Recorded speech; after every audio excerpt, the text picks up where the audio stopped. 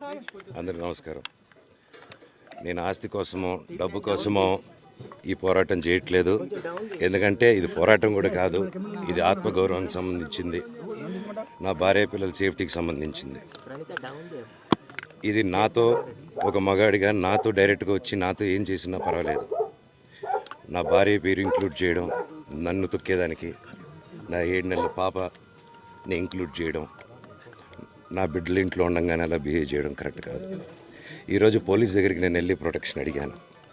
నేను మొన్న వచ్చి అడిగినప్పుడు మీకు అన్ని ఎవిడెన్స్లు ఇస్తాను, ఎస్ఐ గారు ఇక్కడి నుంచి వచ్చి నేను ఇస్తాను సార్ ప్రొటెక్షన్ చూపించాను, బౌన్సర్లు అందరూ అక్కడ దాక్కున్నారని చూపించాను.